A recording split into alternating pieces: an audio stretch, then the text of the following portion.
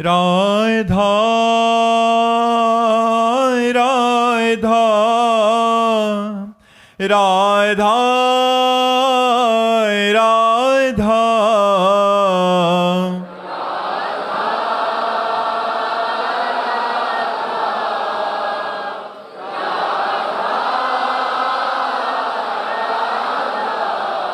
हाय राधा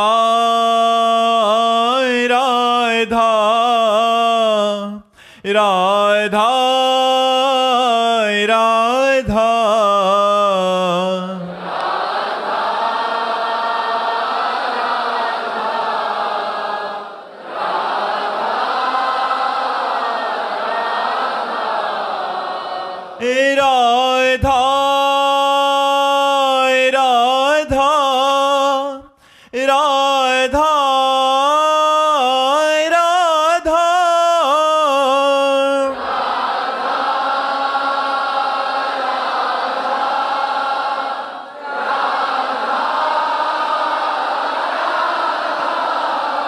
हाय राधा राधा राधा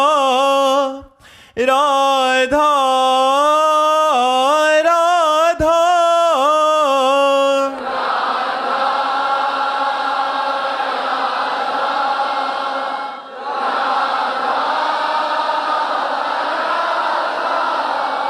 हाय राधा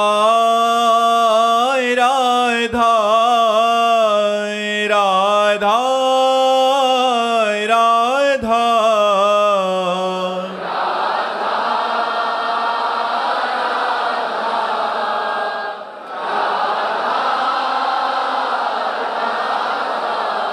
हाय राधा राधा राधा राधा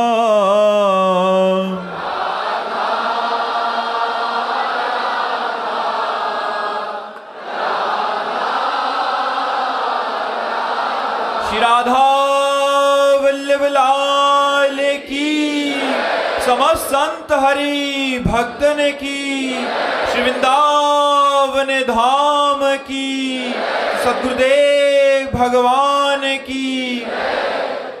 अवधेश तिवारी जी दिल्ली से। राधे राधे महाराज जी, आपके चरणों में कोटि कोटि प्रणाम। महाराज जी, गोस्वामी तुलसीदास जी महाराज जी ने रामचरित मानस के उत्तरकांड के अंत में अपने संबंध में कहा है कि जाकी कृपा लवलेशते मति मंद तुलसीदास हूँ, पायो परम विश्राम राम समान नहीं और कहूँ। महाराज जी, ये परम विश्राम स्थिति क्या है? क्या आपने अपने व्यक्तिगत जीवन में इसका अनुभव किया है महाराज जी? अब ये तो गुरु जी जाने और भगवान जाने, ये तो टीचर जानता है कि विद्यार्थी कैसा है। विद्यार्थी अगर जानता है कि मैं श्रेष्ठ हूं तो अहंकारी है। अगर विद्यार्थी कह दे कि मैं समस्त विद्यार्थियों में श्रेष्ठ लक्ष्य को प्राप्त कर लिया तो अहंकारी है। वास्तविक परिचय तो टीचर जानता है कि विद्यार्थी कैसा है, इसलिए गुरु और भगवान जानते हैं। परम विश्राम का स्वरूप है जैसे दीवाल घड़ी से सेल हटा लिया जाए तो परम विश्राम को प्राप्त हो जाती है। सेकेंड की सुई सेकेंड में, मिनट की मिनट में कोई चलायमान नहीं होगी। ऐसे मन भगवदाकार, बुद्धि भगवदाकार, चित्त भगवदाकार, अहम दासत्व से युक्त निरंतर परमानंद की बाढ़। तो गोस्वामी जी कह रहे हैं ये साधना से नहीं हुआ। जाकी कृपा लवलेश ते मति मंद तुलसी दास हो, पायो परम विश्राम राम समान प्रभु नाही कहूँ।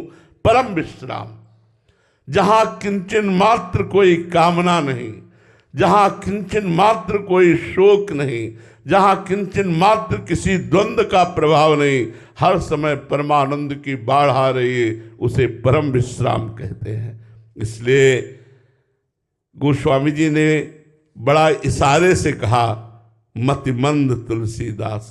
ये मेरी बुद्धि का प्रकाश नहीं कि मैंने परम विश्राम प्राप्त किया, मैं तो मतिमंद हूं। और ये मेरी साधना का फल नहीं, क्योंकि मैं कृपाश्रित हूं।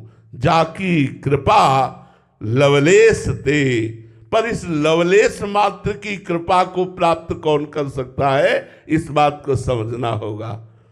पायो नाम चारु चिंतामणि, उर करते न खसई हो, अब लो नसानी अब ना नसई। ये गोस्वामी तुलसीदास जी का ही है।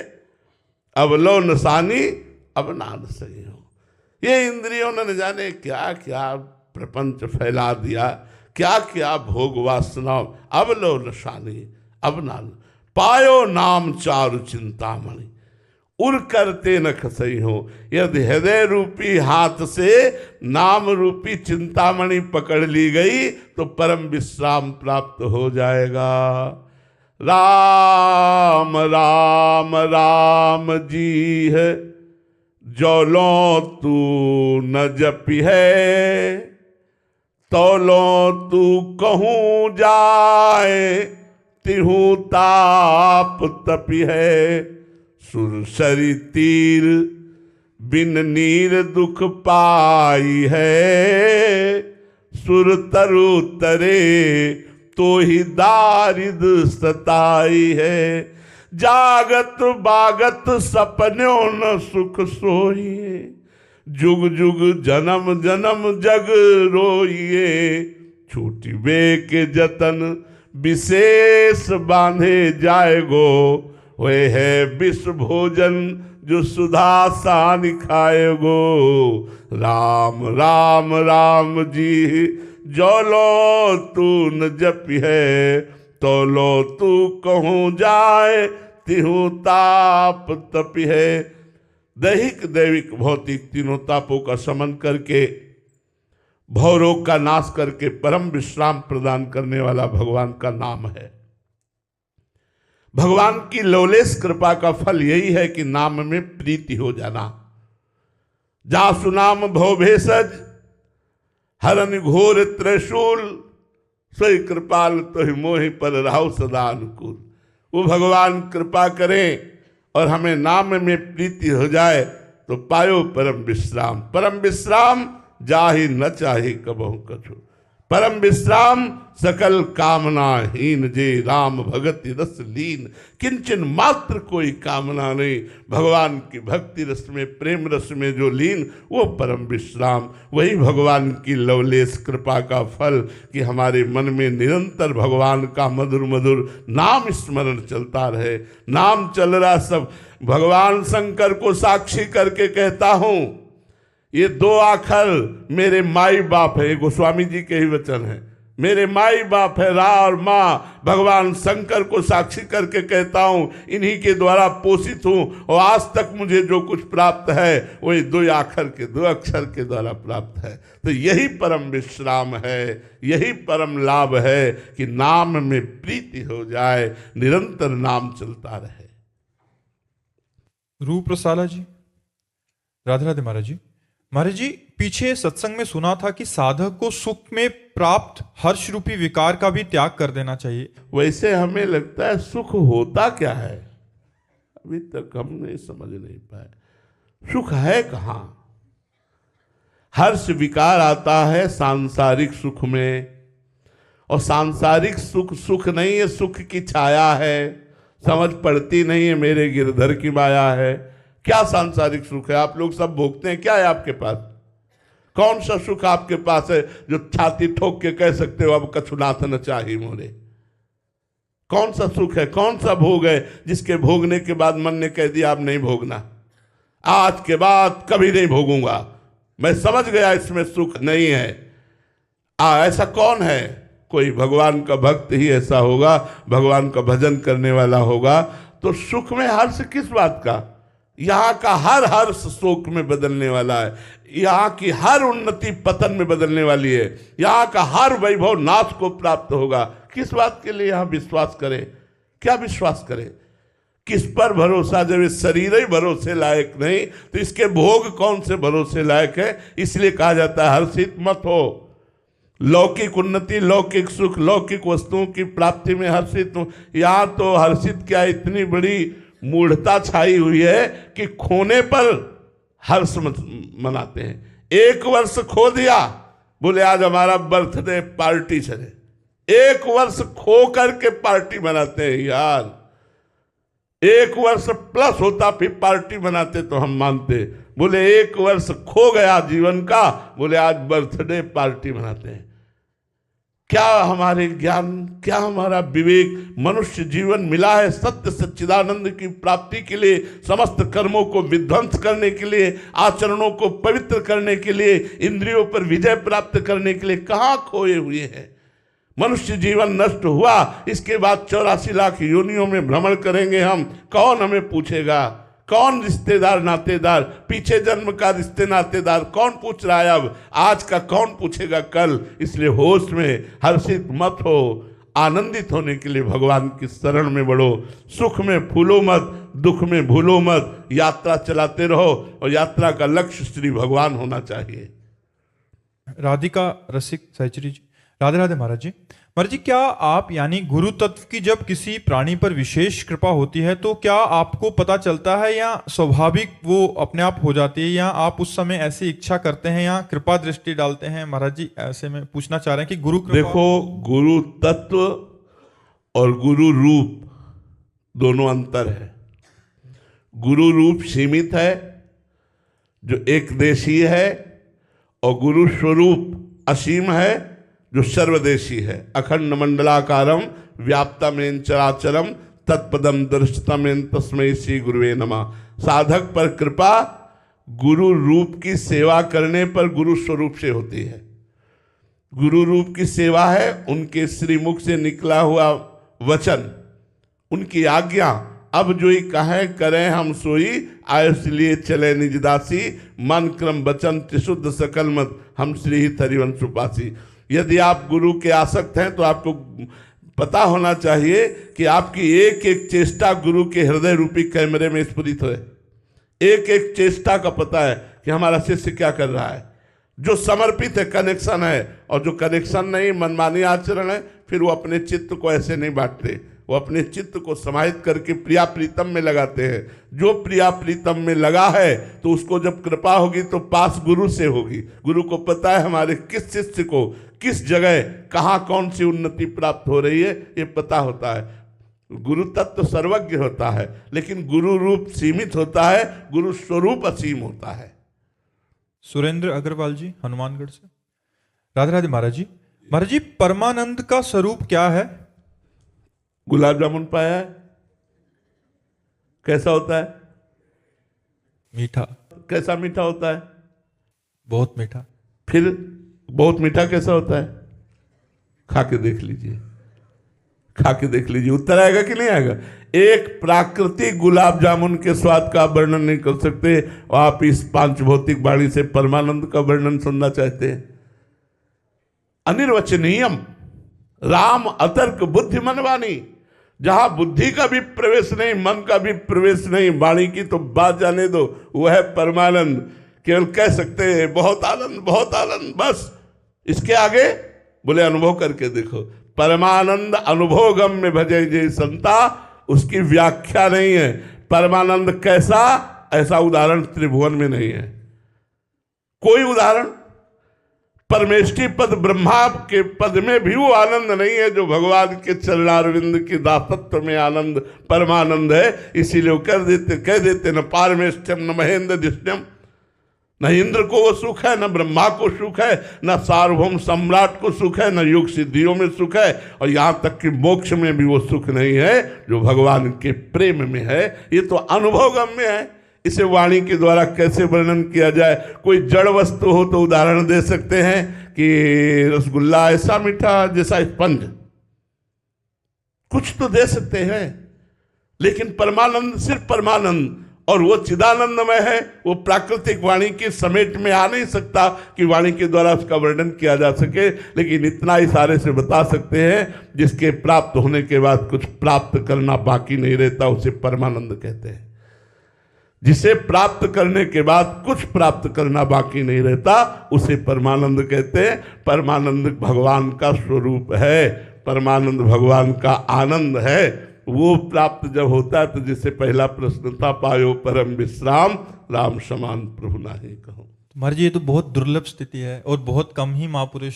चाहता कौन है? कल हमने एकांतिक में पहला प्रश्न किया था कि तुम लोगों के प्रश्न बाद में, पहले हमारा प्रश्न, भजन के लिए सुविधाएं हैं या सुविधा के लिए भजन है? कल प्रश्न किया था, आज फिर उत्तर हम चाहते हैं आप लोगों से, क्योंकि रोज नए लोग होते हैं। भजन के लिए सुविधाएं हैं, ईमानदारी से बताना, वृंदावन में बैठे हो, या सुविधा के लिए भजन करते हो? सुविधा के लिए भजन करते हैं। तो अभी भजन का परमानंद प्राप्ति लक्ष्य नहीं बना। बहुत ईमानदारी से बोला, ठीक हमें लगा, अच्छा लगा, तो अभी आपका लक्ष्य ही परमानंद नहीं बना। जब साधन बना ले विषय भोगों को और साध्य बनाए भगवान को, तब परमानंद की प्राप्ति होती। सुविधा को साधन बना ले और साध्य बनावे भगवान को, तब परमानंद की प्राप्ति होती। अभी साधन बनाए हैं भगवान को और विषय सुविधा को साध्य बनाए कि हे भगवान अमुक कार्य हो जाए, हे भगवान अमुक कार्य हो जाए, तो परमानंद का कैसे अनुभव होगा? परमानंद से तो विषयानंद मांग रहे हो, तो विषयानंद का अनुभव आपको कभी ना हुआ है, ना है और ना होगा, क्योंकि वो तोता है, मायाकृत है, भूत के लड्डू है, ना खाए तो तड़पे, खाए तो परेशान हो। परमानंद की प्राप्ति वही कर सकता है जिसके हृदय में लक्ष्य तो बने परमानंद की प्राप्ति। ईमानदारी की आपने बात कही, जिस दिन समस्त सुविधाओं का प्रयोग भगवान की प्राप्ति के लिए होगा तो कुछ कुछ स्फुरित होने लगेगा परमानंद। जैसे परमानंद जब स्फुरित होता है हृदय में तो कुछ सुहाई नहीं देता। और कछु न सुहाय तिनको जुगल सेवा सुख पगी, निस्देव से जानत नाहि सजनी, एक रस भींजी रहे, गोप गोपिन आदि दुर्लभ, ते सुख दिन प्रतिल है, रात दिन अपार सुख की अनुभूति। अब वो कैसे आप जानोगे? क्यों? क्योंकि आपकी ममता शरीर में है, आपकी ममता स्त्री में है, आपकी ममता पुरुष में है, आपकी ममता पुत्र में है, आपकी ममता मकान में है, आपकी ममता धन में है, आपकी ममता प्रतिष्ठा में। आप कैसे हमारी बात को समझोगे? जब सबकी ममता ताग बटोरी और मम पद मनहि बांध बर डोरी, तब परमानंद लक्ष्य बना। और जब लक्ष्य बनेगा तब परमानंद की प्राप्ति के लिए मार्ग चलोगे, और जब मार्ग चलोगे तब पता चलेगा परमानंद किसे कहते हैं। महाराज जी इस खेल में इतने सारे मनोरंजन रख दिए गए हैं कि वहीं भटक जाता है मन। हाँ, इसीलिए रख दिया गया है कि सब परमानंद में चले जाएंगे तो फिर यहाँ विषयानंद में कौन रहेगा? विषयानंद का इतना बड़ा आकर्षण है, हम आपसे सच्ची कहते हैं। एक तरफ भगवान खड़े हो और मुस्कुरा कह रहे हो आ जाओ, और एक तरफ लक्ष्मी जी खड़ी हो मुस्कुरा कहें आ जाओ, तो भगवान की तरफ पीठ ही होगी। एक दिन मनोरंजन में, विनोद में, कभी कभी भगवान भी विनोद करते हैं। भगवान ने कहा सर्वलोक महेश्वर सर्वप्रिय मैं हूं, तो लक्ष्मी जी ने कहा प्रभु अगर आप बुरा ना माने तो मैं कहूं, तो भगवान ने कहा बुरा क्यों माने? बोले सर्वलोक महेश्वर आप हो लेकिन सर्वप्रिय मैं हूं। तो भगवान ने कहा प्रमाण दीजिए। तो लक्ष्मी जी ने कहा प्रमाण लीजिए, आप जिसको महान भक्त समझते हो उसके घर पहुंचिए, थोड़ी देर बाद मैं पहुंचती हूं, अगर आपका वो अपमान न कर दे तो फिर मान लेना कि आपकी जय, नहीं तो मेरी जय। विनोद। भगवान ने एक सन्यासी रूप धारण किया और एक बड़े सदगृहस्थ बहुत भावुक भक्त देखते ही चरणों में लौट गए। संत भगवंत पधारे, चरणामृत उतारा, आरती करी, आसन पे बैठाला। इतने में नारायण नारायण नारायण कहती हुई एक बुढ़िया एक झोली टांगे, बच्चा आज रहने को मिलेगा? उनका हाँ माता जी, हमारे यहाँ तो संत और भक्तों का आदर होता है, यही देख कर आई हूँ कि तुम्हारे यहाँ स्वामी जी आए ना, तो देखा कि संतों का स्वागत होता है, तो नारायण नारायण नारायण, हम नारायण हमारे स्वामी हैं और उनकी मैं सेवक हूँ, इसीलिए आई हूँ। हाँ माता जी आप यहाँ रुक जाइए। अच्छा भिक्षा की तैयारी हो रही, माता जी स्वामी जी की भी भिक्षा होगी आप, तो स्वामी जी ने अपना नारियल का खप्पर निकाला, क्योंकि सन्यासी के अनुसार धर्म व्यतीत करना। माता जी ने कहा बेटा तुम अपने बर्तन मत लाना, हम बर्तन अपने रखती हैं, सोने की थाल, सोने की कटोरी, गिलास और चांदी की चम्मच, और ये वो देख के आश्चर्य भगत हुआ, और 56 भोग की तरह वो पूरे फैला दिए पात्र। उनका माता जी आप तो वृद्ध हो। नहीं बच्चा, मैं अपने पात्रों में पाती हूं। बड़ा आश्चर्य माना, प्रसाद पवाया गया, लाओ माता जी पात्र धो दें फिर आपके पास। बेटा एक बार जिन पात्रों में पाती हम दोबारा लेती नहीं, आप ले जाओ। अरे जय हो माता जी की, जय हो माता जी की। अच्छा बेटा चलती हैं? बोले नहीं माता जी आप तो महीना 15 दिन रुको। बोले बेटा जिसके यहाँ सन्यासी रुकते हैं उसके यहाँ मैं रात्रि ठहरती नहीं। बोले स्वामी जी हो गया, आप उठाओ कमंडल अपना। लक्ष्मी जी ने मुस्कुरा के कहा कहो जी उठवा दिया तुम्हारा। ए भाई, नारायण को कौन प्यार करता है? माया को सब प्यार करते हैं। जो नारायण को प्यार करने लगे तो माया वहां माँ की तरह सेवा करने लगती है। और जब भगवान सन्यासी रूप से गए तो लक्ष्मी जी अंतर्ध्यान हो गई, क्योंकि नारायण के बिना वो रुक नहीं सकती। तो इसलिए हमारी सबकी मनोवृत्ति माया प्रधान है, नारायण प्रधान कहाँ है? भगवत प्रधान कहाँ? जिनकी भगवत प्रधान हो गई उसको फिर माया का आकर्षण नहीं होता। जैसे वमन को देखकर किसी का मन नहीं खाने को करेगा, ऐसे माया के विलास का त्याग कर रमा विलास राम अनुरागी तजत बमन जिम जन बड़भागी। कोई भगवान का प्रेमी ऐसा बिरला होता है जो संसार के भोगों का त्याग करके भगवान में प्रेम करे। इसीलिए परमानंद को बड़ी ऊंचाई पर रखा गया है। मनोरंजन की ऐसी ऐसी वाटिका है कि भगवान को भूल जाए, मनोरंजन में लग जाए, सब लगे ही मनोरंजन में है। महाराज जी, तो जैसे पहले बताया कि अपनी मनोकामनाओं की पूर्ति के लिए प्रभु से जुड़ते हैं, उनमें से भी किन्हीं को पता लगता है संत महापुरुषों की कृपा से कि इस मार्ग का लक्ष्य क्या है। वहां चलते चलते महाराज जी इतना ज्यादा फिर भटकाव है कि एक दो ही जो पाई है वही हिसाब। हाँ, तभी लिखा है को एक पाव भगत जी में मोरी। कोई बिरला भगवान के मार्ग में पार हो पाता है, नहीं बहुत कठिन है। मन का संसार से बिलग करके भगवान के भजन में निरंतर लगाना, ये हम लोग जान रहे हैं, इसलिए बहुत कठिन है। इसलिए आपसे कहते हैं आप ज़्यादा चिंता मत कीजिए, आप राधा राधा रटिए, अपने कर्तव्य का पालन कीजिए, धर्मयुक्त विषयों को भोगिए, आपको भगवत प्राप्ति हो जाएगी। हमारी बात पर विश्वास मानो। हाँ, जो संतों को कसा जाता है, तैयार किया जाता है, वो लोग के लोग को पावन करने के लिए तैयार किया जाता है। ये भगवत पार्षद होते, सबकी कसौटी ऐसी नहीं होती। देखो पूरे जीवन भर वैश्यागमन किया अजामिल ने, वो अंतिम समय पुत्र के बहाने नारायण पुकार दिया तो भगवत प्राप्ति हो गई। तो तुम जान करके नारायण नारायण जपोगे, राधा राधा जपोगे, तुम्हें भगवत प्राप्ति नहीं हो जाएगी। आप निश्चिंत रहिए, डरिए मत।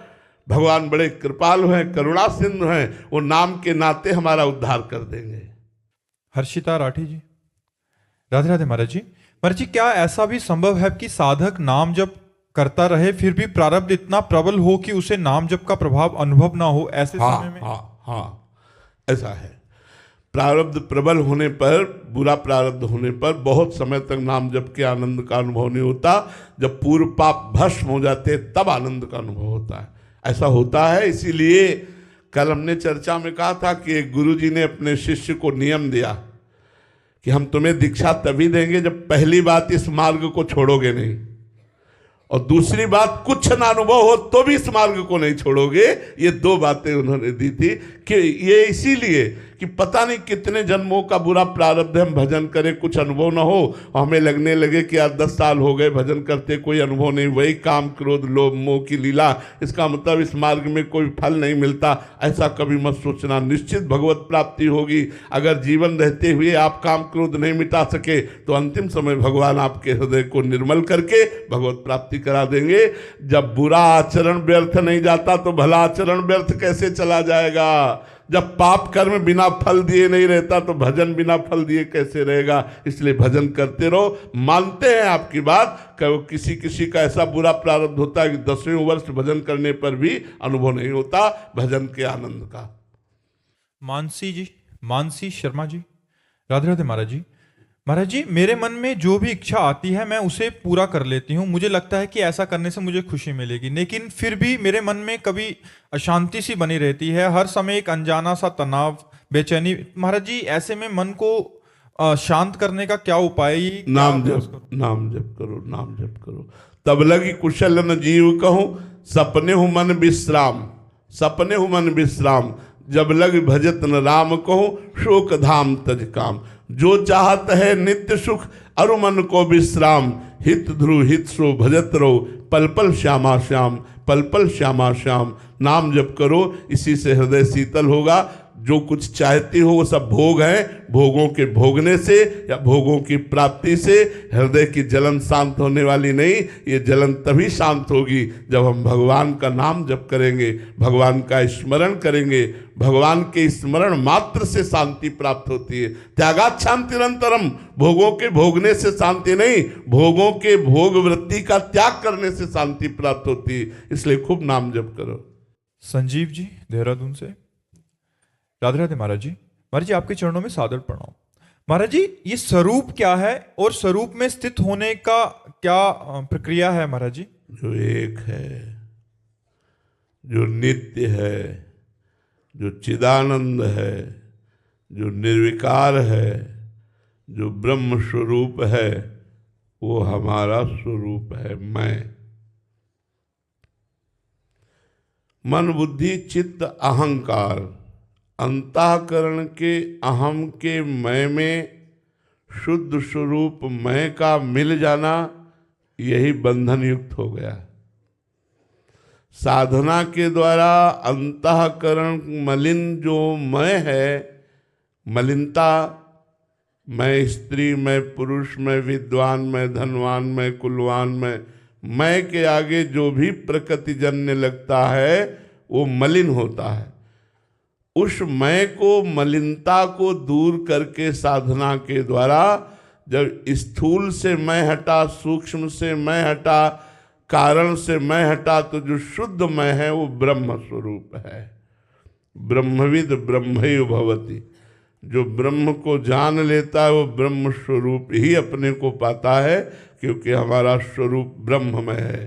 शंकर सहज स्वरूप सम्हारा, लाग समाधि अखंड अपारा। अखंड अपार समाधि सुख को प्रदान करने वाला स्वरूप बोध है। हम अपने स्वरूप को भूलकर अपने को स्त्री पुरुष मानकर मन और इंद्रियों के विलास में अपने जीवन को व्यर्थ नष्ट करते चले आए। अनंत जन्म हो गए। आज हमें साधु समागम के द्वारा अवसर मिला कि हम अपने स्वरूप की तरफ झांक कर देख पाएं। वो है विवेक रूपी दर्पण। जब तक विवेक प्रकट नहीं होगा तब तक स्वरूप की तरफ आप नहीं बढ़ सकते। विवेक सत असत का ज्ञान, विवेक लोक परलोक के भोगों से वैराग्य, विवेक इंद्रिय निग्रह, मनोनिग्रह, चित्त का निरंतर परमात्मा में स्थित रखने का प्रयास। इसके द्वारा जब अंतःकरण पवित्र होता है तो जैसे निर्मल जल में, शांत जल में नीचे क्या पड़ा है हम देख सकते हैं, ऐसे ही निर्मल अंतःकरण में, शांत अंतःकरण में, स्थिर अंतःकरण में उस आत्मा का प्रकाश पड़ रहा है। जो मैं हूं उसी प्रकाश का अनुभव हो जाता है। साधना अंतःकरण को शम करने की है। साधना अंतःकरण को भगवत स्वरूप बनाने की है। जब तक साधना में नहीं लगोगे तब तक मैं का परिचय नहीं मिलेगा। देखो, कोई 40 वर्ष, कोई 50 वर्ष की आयु वाला है, 3.5 हाथ के शरीर में रह रहा है, लेकिन अपने को नहीं जाना। बड़ा जानकार बनता है, दुनिया की जानकारी इकट्ठा किए है, लेकिन वो अपने को नहीं जान पाया, अपने आप से नहीं मिल पाया, तो क्या जानकारी, क्या जानना हुआ। इसलिए प्यारे, गुरु की शरण में जाकर के शास्त्रों के स्वाध्याय के द्वारा प्राप्त विवेक के द्वारा हम अपने स्वरूप को जानने की चेष्टा करें। बिना गुरु चरणों का आश्रय लिए यह स्वरूप बोध नहीं हो सकता। श्याम शरण जी ग्वालियर से। राधे राधे महाराज जी। महाराज जी, आप कहते हैं कि भजन मार्ग में भोजन की तरह पेट भरता है तो स्वयं को पता लगता है, तो पता लग जाता है कि कब साक्षात्कार हुआ है। तो महाराज जी, बहुत सारे साधक आपके समक्ष एकांतिक में आते हैं कि जिनको अनुभव होता है कि उन्हें साक्षात्कार हो गया या वो सिद्धावस्था को प्राप्त हो गए, तो ये महाराज जी क्या उनका भ्रम है? एक बार भगवान सुखदेव जी महाराज जी को जब ब्रह्म बोध हुआ तो उनको लगा कोई प्रमाण तो दे कि मुझे ब्रह्म बोध हो गया है। मान लो मुझे तो अनुभूति हो गई, लेकिन यही ब्रह्म बोध है, ये प्रमाण तो मिलना चाहिए। तो भगवान व्यास देव जी के पास गए, बहुत ध्यान से सुनना। भगवान व्यास देव जी के पास गए तो भगवान व्यास देव जी ने देखा कि संपूर्ण गुरु बुद्धि हम में नहीं है। बिना गुरु बुद्धि के काम नहीं चलता, सदगुरु बुद्धि होनी चाहिए। तो उन्होंने कहा, इस समय परम ज्ञानी विदेहराज मिथिलाधिपति जनक जी हैं, आप जाइए और अपने अनुभव की पुष्टि महाराज जनक जी से कराइए। तो श्री सुखदेव जी महाराज जनक जी के राज्य में जब गए तो उनके मुख्य द्वार पर पार्षद खड़े थे। तो जनक जी सर्वज्ञ महापुरुष है, त्रिकालज्ञ महापुरुष है। उन्होंने पहले ही आज्ञा कर दी कि नंग धड़ंग 16 वर्ष की अवस्था एक महापुरुष पधारेंगे, उनको प्रवेश निषेध कर दो। तो यही श्री सुखदेव जी आए, दरवाजे में उनको रोक दिया गया। 7 दिन 7 रात तक कोई उत्तर नहीं। रोज पूछते जनक जी, आज उनके मुखाकृति? बोले भगवान जैसे पहले दिन आए थे वैसे ही प्रसन्न मुद्रा में है। 7 दिन 7 रात्रि दरवाजे पर ही खड़े रखा, ना उनको अपमान का बोध हुआ, ना उनको कोई चिड़चिड़ाहट हुई, कुछ नहीं, वैसे ही शांत मुद्रा, वैसे ही प्रसन्न मुद्रा। 7वें दिन का जाओ महलों में ले जाओ। आप दिगंबर रहते थे भगवान सुखदेव जी, महलों में ले गए, सुंदरी नव युवतियों से स्नान कराना, श्रृंगार कराना, भोजन कराना, सब। 7 रात 7 दिन तक सुंदरी नव युवतियां उनके शरीर की सेवा करती रही। रोज जनक जी पूछते, आज क्या? तो बोले प्रभु जैसे गेट के बाहर थे वैसे महल में है, कोई फर्क नहीं उनके हृदय। बाद में आरती सजाई और कहा, महाराज आपको जो प्राप्त है उसे ही ब्रह्मबोध कहते हैं। तो जिनको लगता है जिन साधकों को भगवत साक्षात्कार हो गया है, तो मान और अपमान, कंचन और कामिनी इनका प्रभाव न पड़ता हो, मान लेना भगवत प्राप्त हो गए हो। और अगर तनिक भी प्रभाव पड़ता है तो दंभ और पाखंड में मत रहना, माया धज्जियां उड़ा देगी। अगर मान अपमान शून्य हृदय हो गया है, किसी भी सुंदरी स्त्री का प्रभाव पुरुष शरीर पर या पुरुष का प्रभाव किसी स्त्री के हृदय में, तो फिर वो ब्रह्मबोध नहीं। ब्रह्मबोध जिसको प्राप्त हो जाता है वो माला अपमान शून्य होता है। वो नहीं स्वात्मा रामम विषय मुक्त तृष्णाम भ्रमयति, आत्माराम पुरुष कभी विषय मुक्त तृष्णा में भ्रमित नहीं होता।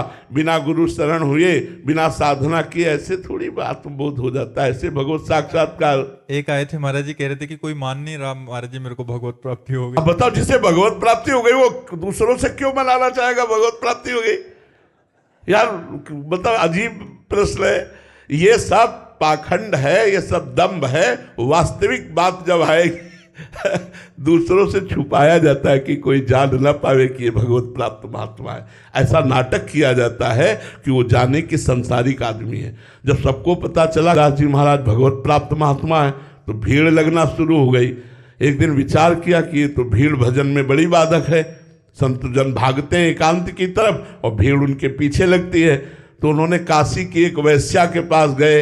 वैश्या ने देखा कि इतने बड़े संताएं खड़ी हो गई, दंडवत किया। महाराज आप पता है जहां आए हो आने मात्र से आपका अपमान हो जाएगा। आने मात्र से लोग जानेंगे कि वैश्या के यहाँ गए थे, इतने मात्र से आपका अपमान हो। बोले यही करवाने के लिए हम आए। बोले तू बहन मेरा एक साथ दे। तो उनका महाराज आज्ञा करो। बोले काशी की गलियों में गले में हाथ डाल के घूमना है हमारे साथ।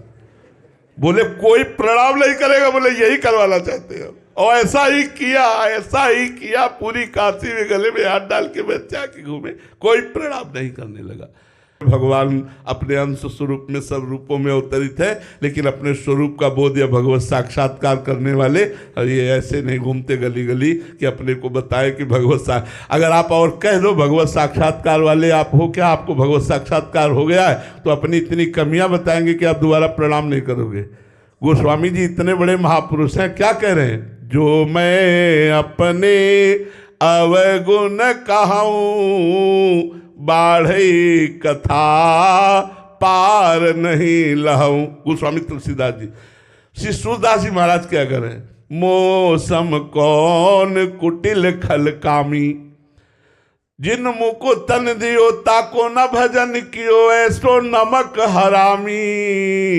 मौसम, ये सिद्ध पुरुष बोल रहे, ये भगवत साक्षात्कार किए हुए पुरुष हनुमान जी विभीषण जी से क्या करे, प्रात ले जो नाम हमारा, तेहि दिन ताहि न मिले आहारा, असमय अधम सका सुनु। ओहो, सबरी जी क्या करे, ये सब भगवत प्राप्त है। अधम ते अधम अधम अति नारी, तिन माँ में मति मंद अघारी। सामने भगवान में थे और हिया डंका बजाया कि हमें भगवत प्राप्त है ऐसा मानो, ये सब दम है, पाखंड, वास्तविक बात नहीं। बाल योगी संत श्री सूरजदास जी महाराज। जय हो जय हो प्रभु। राधे राधे महाराज जी। महाराज जी, सबसे पहले मंदिर में भगवान हैं उनको दंडवत करें या हमारे इष्ट हैं जो उनको दंडवत करें महाराज जी? सबसे पहले दंडवत हमारे बीच में जो है उनको करें, क्योंकि मंदिर में तो हम हर समय जाते नहीं हैं। मंदिर में तो कभी कभी समय जाते हैं और हर समय हमारे हृदय में सबके बीच में भगवान रहते हैं। तो सीय राम में सब जग जानी, करो प्रणाम जोरी जुग पानी, जड़ चेतन जग जीव जत सकल राम में जानी, बंदो सबके पद कमल सदा जोरी जुग पान। जड़ चेतन जो भी दिखाई दे सब में प्रणाम करो, भगवान विराजमान है। मंदिर में तो श्री विग्रह अर्चा अवतार से है ही, लेकिन चराचर जगत के रूप में भी भगवान है। तो सबसे पहला प्रणाम हमारे समीप जो भगवान है, फिर जाकर के मंदिर में। श्री राधा वल्लभ लाल की जय।